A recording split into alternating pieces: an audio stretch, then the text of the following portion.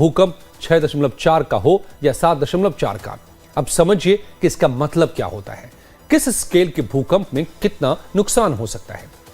Richter scale पर जब 0 से 1.9 के बीच का भूकंप आता है तो सिर्फ मशीनों से ही पता चल सकेगा।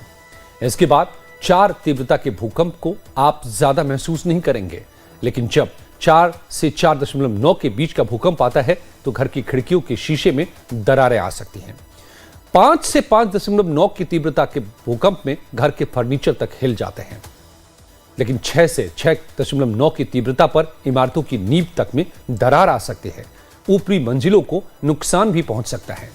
लेकिन अगर भूकंप की तीव्रता 7 से 7.9 के बीच हो तो फिर ऊंची इमारतें गिर सकती हैं, और जो 28 मार्च को आया उसमें जमीन के अंदर पाइपलाइन भी फट सकती है। और अगर भूकंप की तीव्रता 8 से 8.9 की हो तो फिर इमारतों के साथ साथ बड़े पुल भी गिर जाते हैं। तो 9 से ज्यादा तीव्रता पर पूरी तबाही आ जाती है और समंदर में सुनामी का खतरा बढ़ जाता है। हर स्केल का भूकंप पिछले स्केल से 10 गुना ज्यादा ताकतवर होता है, यह भी बात काफी अहम है। तो अब समझिए कि यह इतना बड़ा भूकंप आया कैसे। दरअसल म्यांमार के जिस सागाइंग शहर में भूकंप का एपी सेंटर है, वहां धरती के नीचे एक बड़ी फॉल्ट लाइन मौजूद है, यानी धरती के नीचे की चट्टानों में मौजूद एक बहुत बड़ी दरार है जो म्यांमार के कई हिस्सों से होकर गुजरती है। यह दरार म्यांमार के सागाइंग शहर के पास से गुजरती है और इसलिए इसका नाम सागाइंग फॉल्ट भी है, जो म्यांमार में उत्तर से दक्षिण की तरफ 1200 किलोमीटर तक फैली हुई है। भूकंप की स्टडी करने वाले विज्ञान की भाषा में इसे स्ट्राइक स्लिप फॉल्ट कहते हैं, जिसका मतलब है इसकी दोनों तरफ की चट्टानें एक दूसरे के बगल से हॉरिजॉन्टल दिशा में खिसकती हैं, मतलब अगल बगल की तरफ, ऊपर नीचे नहीं। सागाइंग फॉल्ट लाइन यानी कि दरार अंडमान सागर से लेकर हिमालय की तलहटी तक जाती है और पृथ्वी की टेक्टोनिक प्लेट्स के हिलने डुलने से बनी है। म्यांमार में कई बड़े भूकंप इसी सागाइंग फॉल्ट की वजह से आए हैं, और इससे पहले 2012 में भी 6.8 तीव्रता का भूकंप आया था। तो सागाइंग फॉल्ट के ऊपर पड़ने वाले इलाकों में 1930 से 1956 के बीच 7 तीव्रता वाले कुल 6 भूकंप आ चुके हैं। अब बढ़ते हैं आगे और जरा इतिहास को टटोलिए कि दुनिया में कब ऐसे भूकंप आए हैं जो विनाशकारी माने गए। हम आपके सामने भूकंप से जुड़े 5 बड़े सच का आंकड़ा रखते हैं। हर साल कितने भूकंप आते हैं जरा इस पर देखिए। करीब 5 लाख भूकंप आते हैं हर साल। 1 लाख भूकंप महसूस होते हैं। धरती पर सबसे बड़ा भूकंप जो आता है वो कब आया, ये भी समझिए। 1960 में चिली में आए 9.5 की तीव्रता के भूकंप में 6000 लोगों की मौत हो गई। भूकंप से सबसे खतरनाक कब लैंडस्लाइड हुआ, यह भी जानिए। 1920 में चीन में लैंडस्लाइड से करीब 2 लाख लोगों की मौत हो गई। भूकंप से सबसे बड़ी सुनामी कब आई? दिसंबर 2004 में हिंद महासागर में आई थी। सुनामी में 2 लाख लोगों की मौत हो गई। भारत में सबसे बड़ा भूकंप कब आया? 1934 में 8.1 तीव्रता के भूकंप में 30,000 लोगों की मौत हो गई थी। बात जब भारत की हुई है तो 1934 के बाद से भारत बहुत बदल चुका है, और इसको लेकर के भी हम बात करेंगे। और बात करेंगे कि अब बदलते भारत में जो इमारतें बड़ी बड़ी बन रही हैं, उसको लेकर क्या जो बड़े उपाय करने की जरूरतें हैं, जो नियम हैं, उनका भी पालन हो रहा है। लेकिन सबसे पहले समझते हैं आज के भूकंप को। AK शुक्ला साहब भूवैज्ञानिक मेरे साथ जुड़ गए हैं। नवीन भटनागर साहब पूर्व DIG NDRF के। आप दोनों का बहुत बहुत स्वागत है लाइव टाइम्स पर। सबसे पहले शुक्ला जी, आपसे, भूवैज्ञानिक हैं आप, हमें जरा समझाएं कि ये जो आज का भूकंप है जिसने म्यांमार को तबाह किया है, थाईलैंड को भी नहीं छोड़ा है, और असर तो बांग्लादेश और भारत के भी कुछ हिस्सों में चीन तक पहुंचा है, कैसा ये भूकंप था, कितना ये खतरनाक था? नहीं, जैसा कि अभी आपका मैं रिपोर्ट देख रहा था, काफी कुछ आप लोगों ने कवर कर लिया है। ये एक बहुत ही बड़ा श्रेणी में भूकंप आता है, और ये एक ऐसे जोन में आता है जहां की पहले ये एक्सपेक्टेड है कि इसमें भूकंप इतना बड़ा आ सकता है, जो बर्मा का रीजन।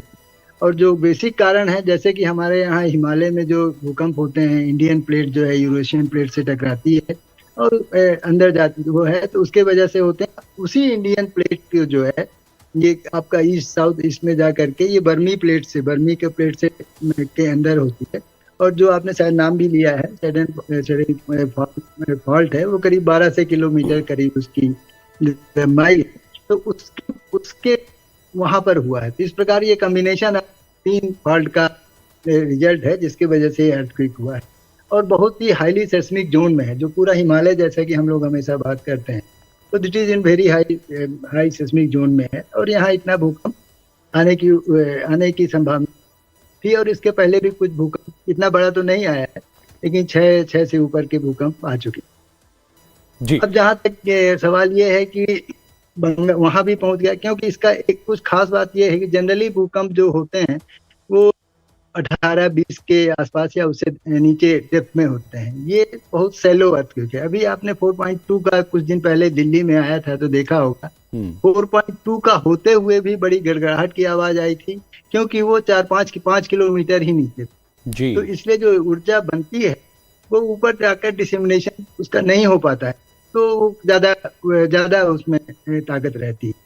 तो एक तो ये हो गया, और दूसरा जो है आप देख रहे हैं कि वो हम करीब 1000 किलोमीटर है, तो इसके वजह से ये जो डेप्थ इसकी कम है, सैलो अर्थक्वेक है, और म्यांमार काफी आसपास में ही है, तो इतना बड़ा है कि उसका जो है एरिया इतना कवर कर सकता है, और वहां पर जो है डिस्ट्रक्शन काफी कुछ हुआ।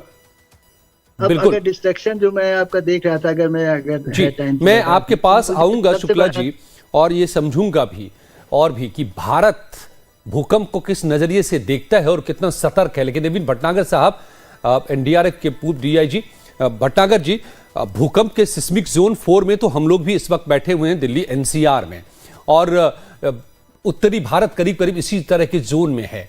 क्या इस तरह के भूकंप की जहां पर आशंकाएं रहती है और है इस इलाके में भी, तैयारी भी वैसी होती है क्या हमारे पास?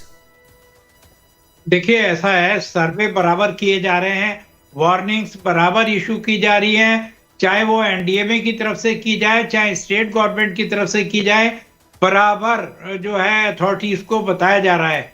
इसके अलावा जितने बिल्डर्स हैं इनको भी बताया जा रहा है कि आप भूकंप विरोधी जो है इमारतें बनाइए, नींव किस टाइप की रखनी है, क्या करनी है, इसके ऊपर बराबर इंफॉर्मेशन दी जा रही है।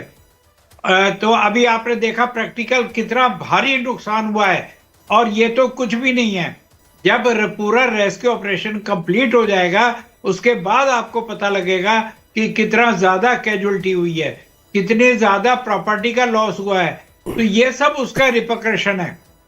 ये जो भूकंप है 7.7 का, ये इजी नहीं है, ये बहुत जबरदस्त भूकंप था, और इसके 2 बार झटके आए हैं। तो कहने का मतलब ये है, क्योंकि ये अभी जो पावर जो नीचे टेक्टोनिक प्लेट्स के अंदर जो घर्षण हो रहा है, जो ये अपना पावर नीचे मूवमेंट कर रही है, तो इसके चक्कर में जो है ना ये बढ़ता है, और इसका इम्पैक्ट इसलिए इतना ज्यादा दिखाई दे रहा है। लेकिन आपने बड़ा सवाल उठाया है कि जो बार बार कहा जा रहा है कि हमारी इमारतें कैसी हो, क्या वैसी इमारतें बन रही है क्या? गगनचुंबी इमारतें देखकर हम इतरा तो रहे हैं दिल्ली एनसीआर में, लेकिन वो कितनी सेफ हैं, हम ये भी आप दोनों से समझेंगे कुछ ही पलों में। बने रहिए हमारे साथ।